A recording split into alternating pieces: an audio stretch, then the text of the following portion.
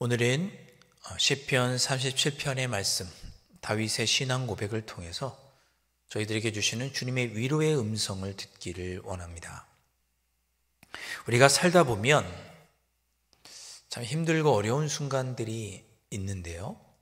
특별히 악한 자들이 형통한 것을 볼 때 우리의 마음속에 짜증도, 분노도, 불평과 원망도 우리의 마음속에 자리 잡게 됩니다. 오늘 읽지는 않았지만 시편 37편 1절을 보면 이렇게 기록하고 있습니다. 악을 행하는 자들 때문에 불평하지 말며 불의를 행하는 자들을 시기하지 말지어다. 참으로 인간적인 우리의 감정에 권면을 주시는 말씀이죠. 너희들이 살다 보면 악한 자들의 형통함을 보고 짜증이 나고 분노가 나고 원망하고 불평이 일어날 텐데, 그럴 때 그들의 모습을 보고 시기하지 말라고 권면합니다. 오늘 읽었던 7절 말씀도 비슷한 말씀을 하시죠. 여호와 앞에 잠잠하고 참고 기다리라. 자기 길이 형통하며 악한 꾀를 이루는 자 때문에 불평하지 말라. 여러분, 우리가 살다 보면 얼마나 이런 악한 자들의 형통을 보고 짜증이 나고 불평함이 납니까? 왜 주님께서 그렇게 하시는지 모를 때가 있죠. 착한 사람들은 늘 손해보는 것 같고,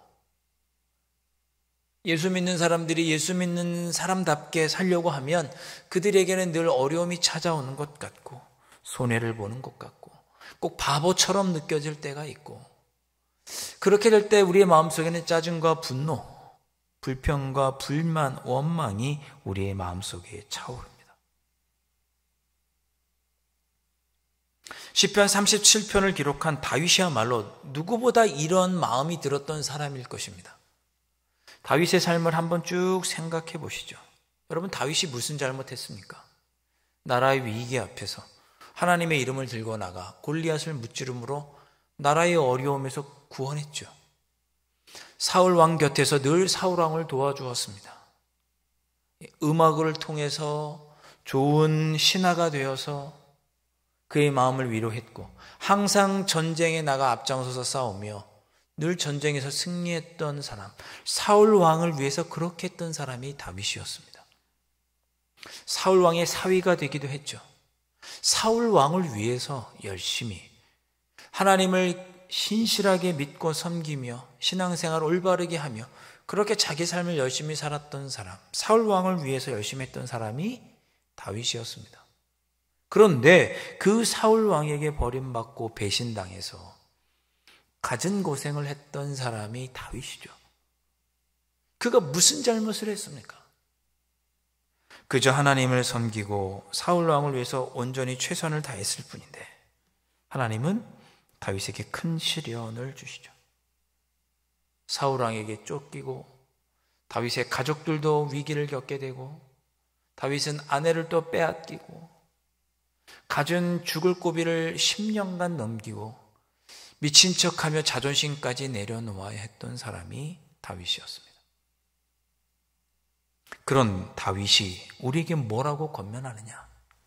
7절, 오히려 하나님 앞에서 잠잠히 참고 기다리는 것이 현명하다라고 권면합니다.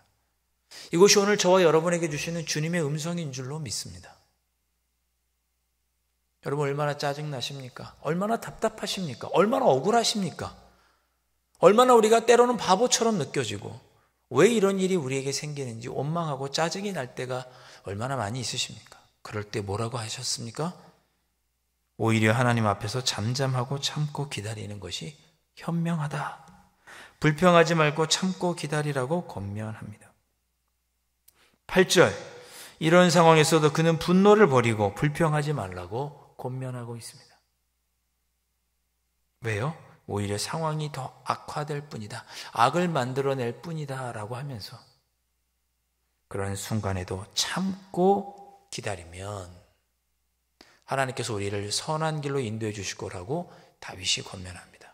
9절 말씀, 진실로 악을 행하는 자들은 끊어질 것이나 여호와를 소망하는 자들은 땅을 차지하리로다. 아멘.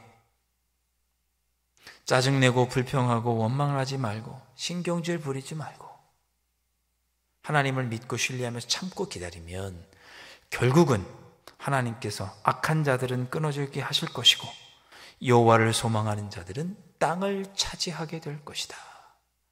약속해 주고 있습니다. 10절 말씀, 잠시 후에는 악인이 없어질 것이니 조금만 기다려라. 짜증내는 그 일이 조금 뒤면 없어질 것이니 참고 기다려라. 악인은 없어질 것이다. 내가 그것을 자세히 살필지라도 악한 일은 더 이상 없을 것이다. 자세히 살필지라도 악한 일은 하나도 보이지 않을 것이다. 삶의 어려운 문제들은 다 물러가고 하나도 악한 것들은 보이지 않게 될 것이다. 11절 말씀, 결국 짜증 부리지 않고 원망과 불평하지 않는 온유한 자들이 그 땅을 차지하고 풍성한 화평으로 즐거워하게 될 것이라고 권면하고 있습니다.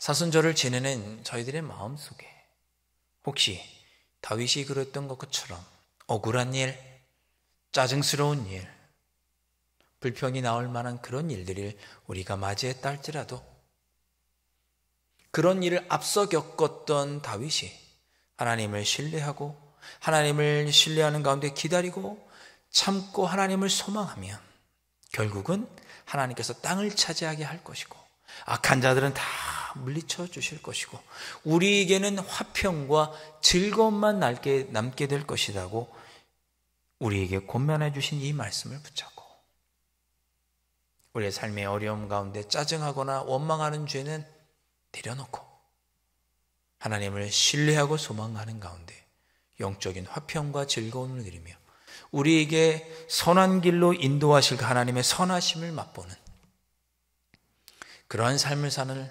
살아가는 저와 여러분들이 될 수 있기를 주님의 이름으로 축복합니다. 이 새벽에 그러한 하나님을 붙잡고 주님, 제가 원망과 불평보다는 하나님을 신뢰하며 소망을 두고 기도하는 가운데 견디며 하나님의 주실 화평을 누리는 아름다운 삶을 살아갈 수 있도록 역사해 주옵소서.